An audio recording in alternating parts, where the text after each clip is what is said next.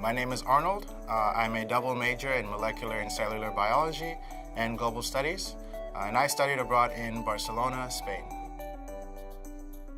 just so I could learn how to be kind of independent in a situation where my family wasn't close by, and learn how to adapt to a lot of different challenges that only study abroad could provide.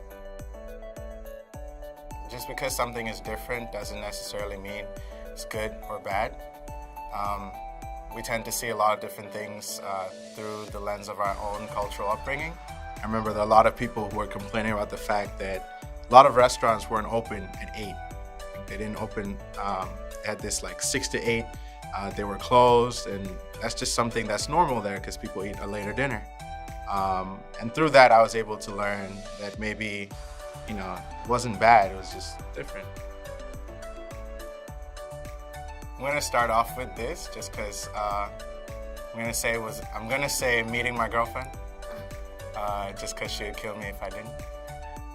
But my other happiest moment abroad would be when I took salsa classes at a local community center. I remember going there. There were a lot of different people. There were young couples, older like widows and widowers, and I really enjoyed. I think that was kind of the epitome of what I was hoping to experience while I was studying abroad, just being immersed with people who actually live there as opposed to other students. For me, I would say the language barrier. I took a couple of Spanish courses, of course, but one of my goals was to actually become conversational. So I rarely allowed myself to speak in English, which presented its own challenges sometimes. Just as far as, I could ask questions, but interpreting what someone else was saying at that pace sometimes got a little tough. But it was a challenge I nonetheless overcame, and I was able to learn a lot out of it. I would say don't rush things. I remember, especially with the whole language barrier, it did get a little frustrating in the beginning because I remember preparing so much before departure about certain phrases, how to respond.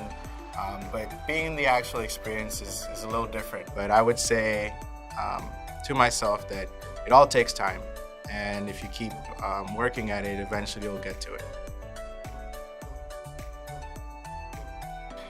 The weather, I don't know. I lived in a residence hall that was right by the beach, and my classes were like 2 minutes away, and I lived close to like the Gothic Quarter. So it was a pretty central location in the city. I do live centrally in Champaign as well, but it's a pretty different definition. In my residence hall, there was a security guard. He was this interesting personality. He was Italian, but he spoke like 4 or 5 different languages. And he was kind of like the person I would see every morning when I left, every night when I came back. Just having conversations with him. He was this older gentleman who kind of had a different, his own take on life.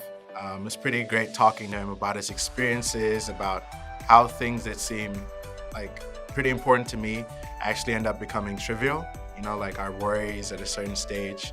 So yeah, I kind of learned a little bit about how to take things a little easier from that gentleman. Whether you know people who you're going with, like whether you know a bunch of people, experience a lot of things that you won't get to do back home.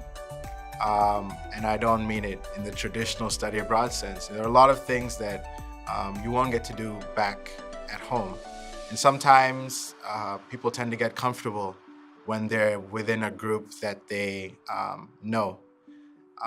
Sometimes it takes breaking away from that. It's really easy to get kind of lost in what the group wants to do, and it becomes sort of a group experience as opposed to your own individual one. So definitely look up things that you know you want to do, and it's okay if no one else wants to do it with you. You can do it by yourself, and you'll always have a story out of that. So yeah, that's all.